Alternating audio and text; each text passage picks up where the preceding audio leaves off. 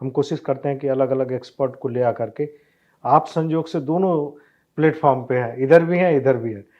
तो एक मिथ ये भी है कि ये जो नेचुरल जो फार्मिंग है उसमें या ऑर्गेनिक फार्मिंग में केमिकल फार्मिंग के मुकाबले प्रोडक्शन कम हो जाता है। तो एक वैज्ञानिक के तौर पे आप क्या देखते हैं, ये सही बात है या फिर ये किसानों का एक भ्रम है?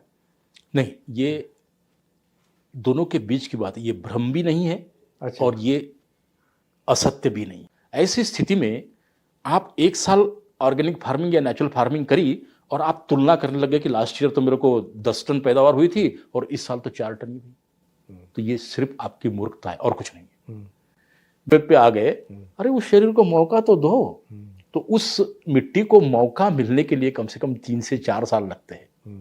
3 से 4 साल के बाद में रिज्यूनेट होती चीजें। अच्छा। जो मेरा व्यक्तिगत अनुभव में अपने खेत का और मेरा व्यक्तिगत अनुभव एक वैज्ञानिक के तौर पर आईसीआर का, 20 अलग अलग जगहों पे हमने ऑर्गेनिक और नेचुरल फार्मिंग की शुरुआत करी। लेकिन जब हमने शुरू किया, पहले साल तो हमारे रिजल्ट खराब, अच्छा। दूसरे साल भी रिजल्ट खराब, लेकिन तीसरे साल से रिजल्ट ऊपर उठना शुरू होते हैं। अंग्रेजी में कहते हैं कि निश एरिया एंड निश कमोडिटीज, मतलब आपका एरिया डिसाइड है।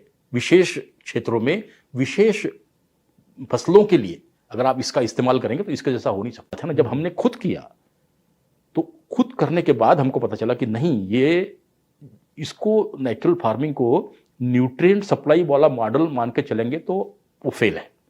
अच्छा। नेचुरल फार्मिंग खेती करने की एक विधा है, वो न्यूट्रिएंट सप्लाई करने वाला मॉडल नहीं है। वैसी अवस्था है। तो ये सिलेक्टेड एरिया में इसको शुरू कर देना चाहिए और भारत सरकार ने मिशन शुरू कर दिया।